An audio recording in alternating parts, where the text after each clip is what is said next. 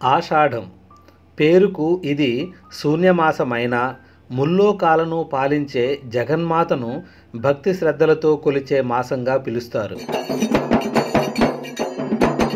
నవరాత్రుల తర్వాత అమ్మవారిని పూజించే నెలగా ఆషాఢానికి పేరు. ఈ సమయంలో తెలంగాణ ప్రాంతంలో అంగరంగ వైభవంగా నిర్వహించే బోనాల ఉత్సవాలకు చాలా ప్రత్యేకత ఉంది.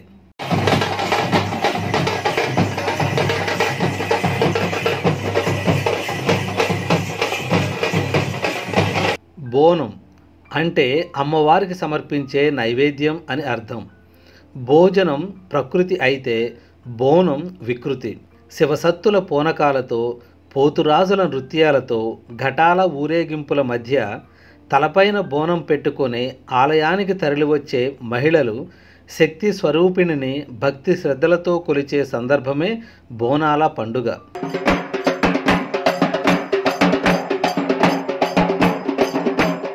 ఆషాఢంలో ఎంతో విశేషంగా జరిగే ఈ వేడుకలకు కొన్ని వందల సంవత్సరాల చరిత్ర ఉంది. కాకతీయ రాజైన ప్రతాపరుద్రుడు గోల్కొండలోని జగదాంబిక ఆలయంలోని అమ్మవారికి ప్రత్యేక పూజలు చేసేవాడని, ఆ క్రమంలోనే బోనాల ఉత్సవాలు మొదలయ్యాయని ఓ కథ ప్రాచుర్యంలో ఉంది. అలాగే ఒకప్పుడు భాగ్యనగరంగా పిలిచిన హైదరాబాదులో ఈ ఉత్సవాల ప్రారంభం వెనుక మరో ఆసక్తికరమైన కథనము ఉంది. కొన్ని వందల సంవత్సరాల క్రితం భాగ్యనగరంలో ప్లేగు వ్యాధి విపరీతంగా వ్యాపించడంతో ఎంతోమంది ప్రజలు చనిపోయారట. అమ్మవారు ఆగ్రహించడం వల్లే ఈ వ్యాధి వ్యాపించిందని భావించిన ప్రజలు జాతరలు జరిపిస్తే దేవి శాంతిస్తుందని నమ్మి ఈ బోనాల ఉత్సవాలను మొదలుపెట్టారని చెప్తారు.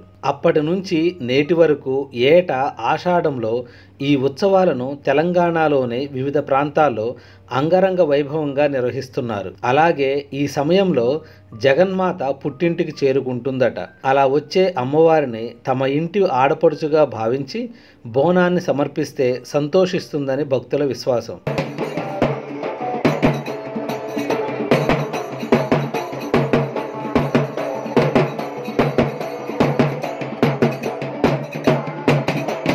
ఈ బోనాల వేడుకలో భాగంగా ఆషాఢంలో వచ్చే ఆదివారాల నాడు రాగి లేదా మట్టి కుండకు పసుపు రాసి కుంకుమ బొట్లు పెట్టి అందులోనే పసుపు అన్నం లేదా పొంగలిని వండి దానిపైన దీపాన్ని వెలిగించిన మరో పాత్రను ఉంచి వేపాకులతో అలంకరిస్తారు.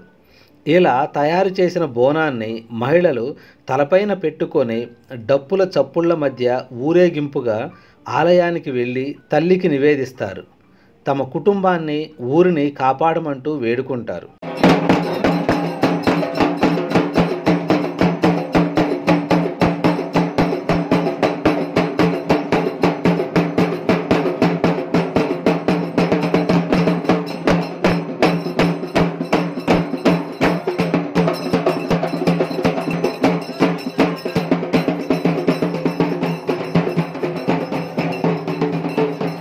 ఈ ఉత్సవాలు తెలంగాణలో ఎక్కువగా జరిగిన రాయలసీమ, కర్ణాటకలోని కొన్ని ప్రాంతాల్లోనూ చూడవచ్చు. మొదట హైదరాబాదులోని గోల్కొండలో ఉన్న జగదాంబిక ఆలయంలో ఈ ఉత్సవాలు ప్రారంభమవుతాయి. ఆ తర్వాత బాల్కంపేట రేణుకా ఎల్లమ్మ ఆలయం, సికింద్రాబాద్ ఉజ్జయిని మహంకాళి సన్నిధిలో నిర్వహించే లష్కర్ బోనాలు, లాల్ దర్వాజాలోని సింహవాహిని మహంకాళితో పాటు ధూల్పేట, ఇలా హైదరాబాద్ చుట్టుపక్కల ప్రాంతాలు మొత్తం ఆధ్యాత్మిక శోభతో కళకళలాడతాయి. ఆఖరున మళ్ళీ గోల్కొండ కోటలోనే చివరి బోనం సమర్పించడంతో ఇవి ముగుస్తాయి.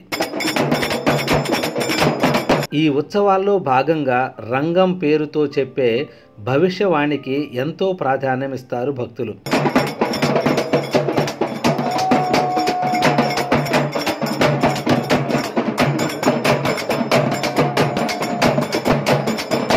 అయితే ఈ బోనాలు నిర్వహించటం వెనక మరో కోణము ఉంది.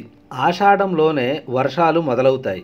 ఈ సమయంలో అంటువ్యాధులతో పాటు విషజ్వరాలు వ్యాపించడం సర్వసాధారణం. పరిసరాలు శుభ్రంగా ఉంటే వాటిని కొంతవరకు తగ్గించుకోవచ్చు అనే ఉద్దేశంతోనూ ఈ ఉత్సవాలు ప్రారంభమయ్యాయని చెప్తారు. అందుకే బోనాల సమయంలో గుమ్మాలకు వేప మండల్ని కడతారు.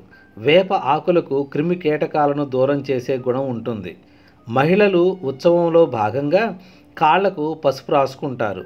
తద్వారా పాదాలకు పగుళ్ల సమస్య రాకుండా నివారించినట్లు అవుతుందని నమ్ముతారు. కారణం ఏదైనా అమ్మవారిని కొలిచేందుకు ఇది ఓ అవకాశమని అర్థం చేసుకుంటే ఆధ్యాత్మిక ఆనందంతో పాటు ఆరోగ్యాన్ని కాపాడుకున్న వాళ్ళం అవుతాం.